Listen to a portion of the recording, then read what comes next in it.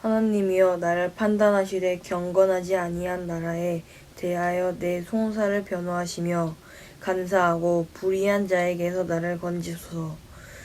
주는 나의 힘이 되신 하나님이시거늘 어찌하여 버리셨나이까. 내가 어찌하여 원수의 억압으로 말미암아 슬프게 다니나이까.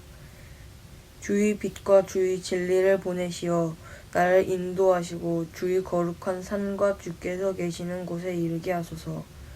그런즉 내가 하나님의 제단에 나아가 나의 큰 기쁨의 하나님께 이르리이다. 하나님이여 나의 하나님이여 내가 수금으로 주를 찬양하리이다. 내 영혼아 내가 어찌하여 낙심하며 어찌하여 내 속에서 불안해하는가. 너는 하나님께 소망을 두라. 그가 나타나 도우심으로 말미암아 내 하나님을 여전히 찬송하리로다. 시편 43편 말씀은 지난 42편에서 말씀하셨던 내 영혼아 내가 어찌하여 낙심하며 어찌하여 내 속에서 불안해하는가. 너는 하나님께 소망을 두라. 나는 그가 나타나 도우심으로 말미암아 내 하나님을 여전히 찬송하리로다 했었던 11절의 말씀, 5절의 말씀. 내 영혼아 내가 어찌하여 낙심하며 어찌하여 내 속에서 불안해하는가. 너는 하나님께 소망을 두라. 그가 나타나 도우심으로 말미암아 내 하나님을 여전히 찬송하리로다. 이렇게 똑같은 이야기로 마무리가 되고 있는데 42장에서는 하나님께서 어찌하여 나를 왜 잊으셨습니까? 이렇게 말씀을 하셨는데 두 번째 지금 나타나는 43편 20편에서 2절에 보면 뭐라고 얘기를 하냐면 주는 나의 힘이 되신 하나님이시거늘 어찌하여 나를 버리셨나이까. 내가 어찌하여 원수의 억압으로 말미암아 슬피게 다니나이까. 이렇게 이야기를 하고 있어. 이걸 두고 많은 주석을 쓰는 성경을 해석해서 그 본문이 가지고 있는 뜻이 무엇인지를 이 글로 적어주고 있는 사람들이 이 부분을 가지고 어떻게 얘기를 하냐면 먼저 하나님이여 어떻게 나를 잊으셨나이까 이렇게 하던 말이 버리셨나이까로 바뀌면서 이 시를 쓴 사람의 그 마음이 단순하게 순종하고 그 다음에 주어진 환경에 수동적으로 움직이는 사람이 아니라 자기 스스로 능동적으로 움직이는 사람이고 또 자기의 어떤 의지나 판단력 이런 거에 대해서도 자신감이 있고 그리고 자기 자신의 행동이나 이런 판단을 함에 있어서 그 행동에 대한 성격이 아주 강한 사람이다. 이런 표현을 하면서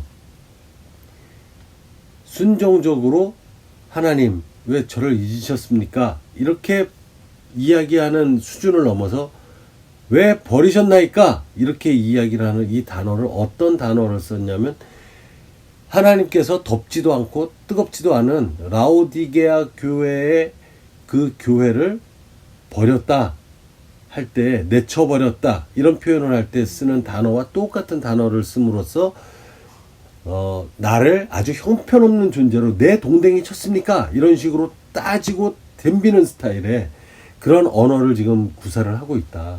그럼 이 시를 통해서 알 수 있는 이 시인의 마음은 단순하게 낙담되는 정도의 이 상황이 아니라 감히 하나님에게 이제 덤비는 정도 상황까지 아주 궁핍하고 억울하면서도 자기 자신이 무엇인가 해낼 수 있는 상황은 전혀 아닌 어떻게 보면 지금 우리들이 당하고 있는 우한폐렴이라고 하는 이런 사태처럼 보이지 않는 적들과 눈에 보이는 적들도 모두 나를 업수히 여기고 업신 여기는데 나 스스로는 그를 이길 수 있는 힘이 없는 상태. 나약해진 것이 아니라 자기 몸에서는 피 끓고 있고 뭔가 해낼 수 있을 것 같고 그래서 시도도 해보았겠지만 결국은 그 상황을 자기가 이겨낼 수 있는 입장이 아닌 상태.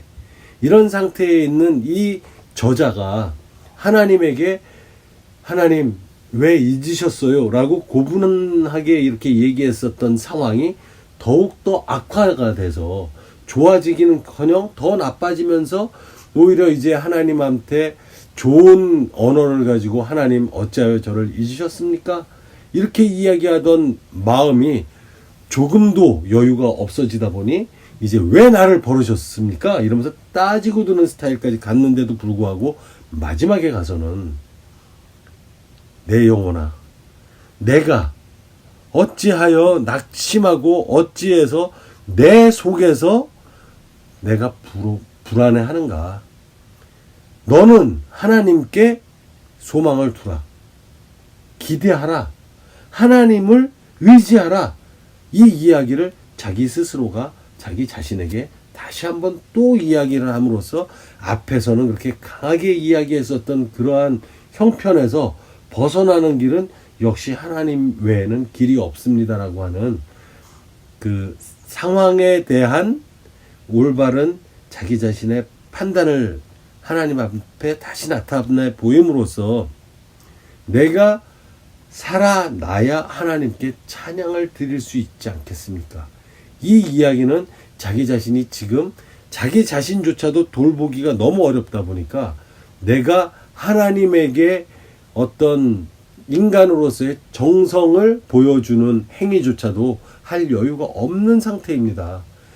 왜 그 악인들의 손에 나를 붙이시고 그리고 그들의 눈과 그들의 힘을 피해서 내가 이렇게 처참한 모습으로 살아야 하는 겁니까? 라고 하나님께 따지듯이 이렇게 이야기를 하고 있지만 실제적인 답은 이 뒤에서 이미 42편에서 했었던 그 이야기처럼 지금도 내가 하나님을 즐거운 마음으로 찬양할 수 있는 상황을 만들어 주실 수 있는 이는 하나님이십니다. 라는 고백이 여기에 스며져 있다. 그러면은 우리들은 이 시편 43편을 통해서 이 다윗이라고 하는 절대적인 왕이 하나님의 사랑을 받는 그 왕이 결국 왕의 힘, 왕의 자리 이런 데 있었을 때조차도 하나님을 즐거워하며 찬양을 했었지만 이제 어려운 상황임에도 불구하고 하나님께 감히 대들을 정도의 상황이 되어 있음에도 불구하고 결국에 가서 자기 자신은 하나님께 찬양을 드리기 위해서 이러한 자기 자신을 향한 분노가 일어났고 낙담이 있었고 그러한 자기 자신의 상태를 하나님께 이야기함으로써 결국은 하나님께서 이 상황을 분명히 바꿔주실 것이다 라는 믿음을 가지고 있다라는 것을 나타내고 있고 또 서로 그렇지 못하다 하더라도 하나님께 속해 있는 자가 나입니다라는 고백도 이 마지막에 찬송 드리기 위하여 이렇게 내가 하나님에게 요구합니다.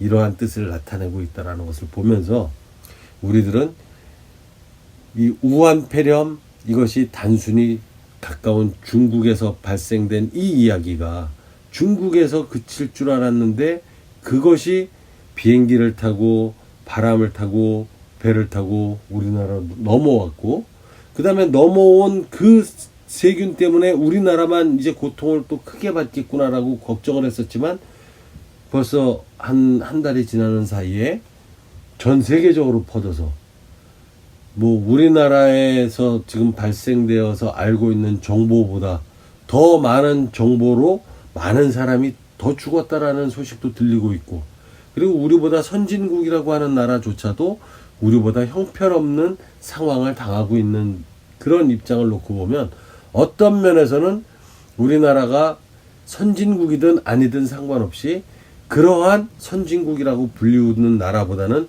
환경이 그나마 이러한 어려운 상황에서 소독약이라도 살 수 있고 약이라도 사서 먹을 수 있는 어떤 사회적인 그 시스템이 갖추어져 있다는 면에서는 좀 다행스럽기도 한 그리고 그것이 어떻게 보면 또 하나님의 은혜가 아니겠는가 이런 생각을 해보면서 이제 우리들이 평상시에 시간을 보냈었던 시간, 뭐 방학이다, 또 어떤 휴가철이다, 이런 것을 떠나서 강제적인 휴가처럼 이렇게 쉬다 보니 그 전에 있었던 지겨웠고 힘들었던 일상이라고 불리우던 평범한 날들이 얼마나 우리에겐 자유스러웠고 그것이 우리에게 얼마나 커다란 기쁨이었었는지를 깨닫게 해주시는 하나님이 주신 반성의 시간으로 생각을 하고, 우리들이 그것을 잘 생각을 해서 우리들의 행동을 어떻게 해야 할 것인지,